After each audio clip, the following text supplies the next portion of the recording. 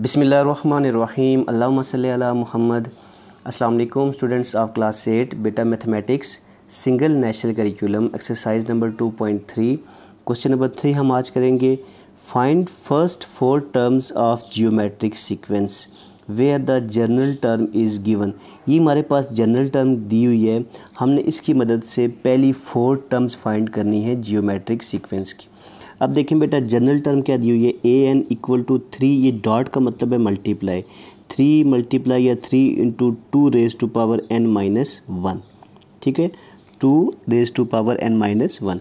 अब देखिए बेटा सोल्यूशन क्या करेंगे हम लोग, हमने फर्स्ट 4 टर्म्स फाइंड करनी है, तो हम n इक्वल टू 1 2 3 4 पुट करेंगे। पहले n इक्वल टू 1 पुट करेंगे, हमें फर्स्ट टर्म मिल जाएगी, n इक्वल टू 2 पुट करेंगे सेकंड टर्म, इस तरह करते करते थर्ड फोर्थ टर्म फाइंड कर लेंगे। अब देखिए बेटा स्टार्ट करते हैं, सबसे पहले n इक्वल टू 1 पुट करते हैं। n इक्वल टू 1 पुट करके तो हमारे पास जनरल टर्म है a n equal to 3 into 2 raise to power n minus 1, n की जगह 1 पुट करते हैं, ए 1 इक्वल टू 3 इंटू 2 की पावर 1 माइनस 1 आ जाएगा। 1 माइनस 1 का मतलब है 0, तो ए 1 हमारे पास कितना आ जाएगा, 3 इंटू 1 माइनस 1 2 की पावर 0। तो बेटा किसी भी वैल्यू की पावर 0 क्या होती है, हमारे पास 1 होती है, ठीक है। तो अब 2 की पावर 0 1 हो जाएगा, तो 3 1 जा 3, तो ए 1 हमारे पास क्या आ जाएगा, 3 आ जाएगा। हमारे पास ए 1 कितना आ गया, 3 आ गया, ठीक है बेटा। इस तरह हम लोग A2 फाइंड करते हैं। A2 के लिए हम n इक्वल टू 2 पुट करेंगे, तो यहाँ पे हम लोग A2 फाइंड कर लेते हैं। तो A2 इज़ इक्वल टू, हमारे पास जनरल फार्मूला मैं यहीं पे लिख लेता हूँ, AN equal to 3 into 2 raise to power n minus 1, ठीक है। तो AN की जगह आप 2 पुट किया, AN था A2 हो गया, साथ में 3 आ जाएगा, 3 into 2 raise to power n है, n की जगह 2 आ जाएगा, 2 माइनस 1, तो A2 बेटा हमारे पास कितना आ जाएगा, 3 इंटू 2 की पावर 2 माइनस 1, 1 होता है, लिखने की ज़रूरत नहीं है। तो हमारे पास A2 कितना आ जाएगा, 3 2 जा 6 आ जाएगा, ठीक है बेटा। इसी तरह हम लोग n इक्वल टू 3 पुट करेंगे, ठीक है। फिर हम लोग जनरल फार्मूला लिखते हैं, AN equal to 3 into 2 raise to power n minus 1, ठीक है। अब जहाँ पे n है वहाँ पे 3 पुट करेंगे, A3 आ जाएगा, A3 का मतलब है third term, A3 equal to 3 dot यानी into 2 raise to power n minus 1 है, n कितना है 3 माइनस 1, तो A3 बेटा हमारे पास आ जाएगा इक्वल टू 3 इंटू 2 की पावर 3 माइनस 1 2 हो जाएगा। 2 की पावर 2 क्या होता है हमारे पास बेटा, 2 की पावर 2 होता है 4। अब 3 इंटू 4, ये डॉट का मतलब मल्टीप्लाई है, मैं आपको अगेन बता रहा हूँ, तो इसको हम लिखेंगे A3 आ जाएगा 3 4 जा 12, ठीक है बेटा जी। अब लास्ट हम लोग फाइंड करते हैं, n इक्वल टू 4 पुट करते हैं और लास्ट टर्म फाइंड करते हैं n इक्वल टू 4 पुट करके। तो लास्ट टर्म हमारे पास क्या आ जाएगी, देखिए इस तरह हम जनरल टर्म लिखते हैं, हमारे पास जनरल टर्म क्या है, AN equal to 3.2 raise to power n minus 1, n की जगह 4 पुट कर देंगे, A4 इक्वल टू 3 इंटू 2 की पावर 4 माइनस 1, n की जगह 4 आ जाएगा माइनस 1, फिर A4 equal to 3 into 2 raise to power 4 minus 1 कितना हो जाता है, 3 हो जाता है हमारे पास, ठीक है बेटा। आगे देखें तो 2 की पावर 3 क्या होता है, 2 की पावर 3 का मतलब है 2 multiply 2 that is equal to 2 टू ज़ा 4 4 टू ज़ा 8, तो हमारे पास क्या आ जाएगा, A4 equal to 3 multiply by 8, तो 8 3 से हमारे पास क्या आ जाएगा 24, तो A4 इक्वल टू 24। अब देखें बेटा तो A1 हमारे पास कितना आया था, 3 आया था यहाँ पे, A2 6 आया था, A3 12 आया था और A4 हमारे पास 24 आया था, ठीक है। तो हमने फर्स्ट 4 टर्म्स फाइंड करनी थी, तो हम लिख लेते हैं first 4 terms are, first 4 terms are, A1 हमारे पास आया था 3, ठीक है। उसके बाद A2 आया था हमारे पास ये 6, फिर 12, फिर 24, तो ये हमारे पास फर्स्ट 4 टर्म्स आ गई। ओके बेटा, चलते हैं नेक्स्ट पार्ट की तरफ। जी तो बेटा पार्ट 2 है, इसका सॉल्यूशन देखें, हम वही काम करेंगे। पहले फर्स्ट टर्म के लिए n की जगह हम 1 पुट करेंगे, ठीक है, n इक्वल टू 1, जहाँ पे a n था वहाँ पे क्या पुट कर दिया, 1 पुट कर दिया, equal to 4 as it is आ गया। साथ में 2 था, 2 की पावर कितनी है n माइनस 1, n कितना है 1, तो 1 माइनस 1 हो जाएगा, ठीक है। अब देखें a1 हमारे पास कितना बन जाएगा, 4 इंटू 2 की पावर 1 माइनस 1 कितना हो जाएगा 0, तो a1 इक्वल टू 4 इंटू 2 की पावर 0 क्या होता है 1 होता है, ठीक है। 4 1 ज़ा 4, ये मल्टीप्लाई है, डॉट का मतलब होता है मल्टीप्लाई, 4 1 ज़ा 4, तो a1 हमारे पास क्या आ गया 4 आ गया।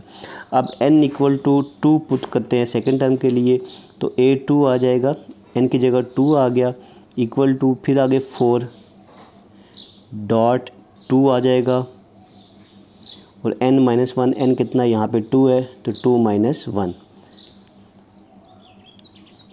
आगे देखें बेटा, a2 इक्वल टू 4 डॉट 2 की पावर 2 माइनस 1 क्या होता है 1 होता है, तो 2 की पावर 1 का मतलब क्या है, 2 की पावर 1 2 ही होता है, ठीक है। तो 4 2 ज़ा 8, तो a2 हमारे पास क्या आ गया 8 आ गया, ठीक है बेटा।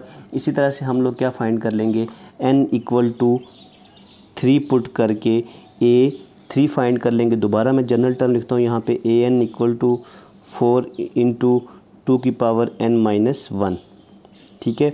अब देखें, अब यहाँ पे n इक्वल टू कितना है 3 है, जहाँ पे n है वहाँ पे मैं क्या पुट करता हूँ 3 पुट करता हूँ, a3 इक्वल टू 4 इंटू 2 की पावर n की जगह ये वाला 3 आ जाएगा, थर्ड टर्म है माइनस 1।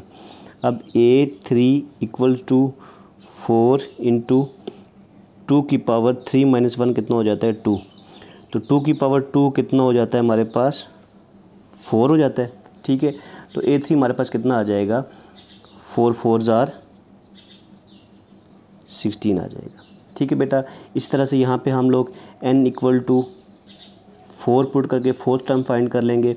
फिर जनरल फार्मूला लिखता हूँ मैं यहाँ पे, वो क्या है an इक्वल टू 4, इस सवाल में जो दिया हुआ है 2 की पावर n माइनस 1, तो a4 फाइंड करना है, 4 इंटू 2 की पावर n माइनस 1 है, n अब कितना है 4 है, तो 4 माइनस 1 लिख लेंगे। नीचे a4 इक्वल टू 4 इंटू 2 की पावर 4 माइनस 1 3 आ गया हमारे पास, तो a4 हमारे पास कितना आ जाएगा 4 इंटू 2 की पावर 3 का मतलब है 2 को 3 टाइम्स मल्टीप्लाई करें तो 8 आ जाता है, ठीक है। 2 3 दा 6 निकाल लेना बेटा, 2 की पावर 3 का मतलब है 2 को 3 टाइम्स मल्टीप्लाई करें। अब a4 हमारे पास कितना आ जाएगा 8 4 ज़ा 32, तो हमने फर्स्ट 4 टर्म्स फाइंड करनी थी बेटा, तो फर्स्ट टर्म हमारे पास ये आ गई, सेकंड ये आ गई, थर्ड ये आ गई और फोर्थ ये आ गई। तो आप लिखेंगे फर्स्ट 4 टर्म्स आर, आंसर में फर्स्ट 4 टर्म्स आर कौन कौन सी हैं हमारे पास, पहली 4, दूसरी 8, तीसरी 16, चौथी 32, ठीक है बेटा जी। चलते हैं पार्ट नंबर 3 की तरफ।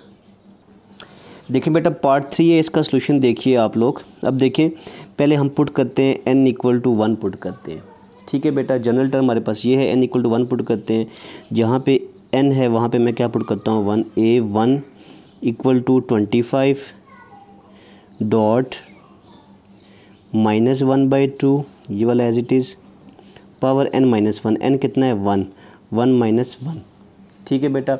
अब इसके आगे मैं यहीं पे करता हूँ 25 डॉट माइनस 1/2 की पावर 1 माइनस 1 क्या होता है 0। तो मैंने आपको बताया था किसी भी चीज़ की पावर 0 1 होती है, तो 1 को 25 से मल्टीप्लाई कर देंगे, 25 मल्टीप्लाई बाय 1 इक्वल टू हमारे पास क्या आ जाएगा, a1 कितना आ जाएगा 25, a1 इक्वल टू 25, ठीक है बेटा। इसी तरह हम लोग now n equal to 2 put करते हैं और a2 फाइंड करते हैं, a2 इक्वल टू क्या हो जाएगा, सेम वही चीज़ 25 डॉट माइनस 1/2 आ जाएगा एज इट इज़, ठीक है। n की जगह यहाँ पे अब 2 आ जाएगा, 2 माइनस 1। अब आगे क्या आ जाएगा हमारे पास 25 डॉट माइनस 1/2 की पावर 2 माइनस 1 कितना होता है 1 होता है, ठीक है। तो किसी भी चीज़ की पावर 1 हो तो वैल्यू एज इट इज़ आ जाती है। तो हमारे पास यहाँ पे क्या बन जाएगा 25 1 ज़ा 25 और माइनस का साइन एज इट इज़ आ जाएगा साथ में डिवाइडेड बाय 2। तो हमारे पास A2 क्या आ गया 25 डिवाइडेड बाय 2, ठीक है। n इक्वल टू 3 पुट करते हैं तो A3 फाइंड कर लेते हैं हम लोग। A3 इक्वल टू क्या हो जाएगा सेम चीज़ 25 इंटू -1/2 आ जाएगा। लेकिन दोबारा जनरल टर्म लिख रहा हूँ, ठीक है। n की पावर अब यहाँ पे 3 है तो n की जगह 3 -1 आ जाएगा इक्वल टू आगे क्या आ जाएगा 25 एज इट इज़ डॉट -1/2 की पावर क्या आ जाएगा 3 - 1 कितना हो जाएगा 2 हो जाएगा, ठीक है बेटा। 3 - 1 की कितना हो गया 2 हो गया। अब देखिए यहाँ पे गौर कीजिएगा 25 तो एज इट इज़ आ जाएगा। अब जब -1 का स्क्वायर है ना, इसको मैं देखें सॉल्व करता हूँ। यहाँ पे -1 का स्क्वायर इसका मतलब है -1 मल्टीप्लाई -1 को 2 दफ़ा मल्टीप्लाई करेंगे, माइनस माइनस तो +1 हो जाएगा, ठीक है। तो ये ऊपर तो +1 हो गया, नीचे भी प्लस हो जाएगा क्योंकि 2 का स्क्वायर है। तो -2 मल्टीप्लाई -2 करेंगे तो +4 हो जाएगा। अब 25 1 ज़ा 25 डिवाइडेड बाय 4, तो हमारे पास A3 क्या आ गया 25 डिवाइडेड बाय 4। अब हम फाइंड करेंगे A4 फाइंड करेंगे। अब n इक्वल टू 3 पुट करता हूँ मैं, ठीक है। तो सॉरी n इक्वल टू अब यहाँ पे हमारे पास 4 हो जाएगा, n इक्वल टू 4। तो A4 आ जाएगा equal to same 25 into -1/2 as it is आ जाएगा। इसकी पावर क्या होगी यहाँ पे 3 - 1 था, अभी 4 - 1 हो जाएगा, n की जगह 4 आ जाएगा, 4 - 1 इक्वल टू हमारे पास क्या आ जाएगा 25 डॉट -1/2 की पावर 4 - 1 3। अब ये ऑड नंबर पावर हो गई है तो ऑड नंबर पावर से अंदर साइन चेंज नहीं होता, माइनस ही रहेगा। सॉरी ये 25 है, यहाँ पॉइंट आता है। तो 25 आगे क्या आ जाएगा हमारे पास -1 का क्यूब -1 ही रहेगा और 2 का क्यूब क्या हो जाता है 8, ठीक है। अब ये 25 -1 से मल्टीप्लाई हो जाएगा तो हमारे पास नेक्स्ट देखें क्या हो जाएगा। आगे मैं यहाँ कर लेता हूँ A4 इक्वल टू 25 1 ज़ा 25 यानी -25 डिवाइडेड बाय 8। तो हमारे पास A4 क्या आ गया -25/8। A1 क्या था 25। अब मैं यहाँ पे लिखता हूँ सो फर्स्ट 4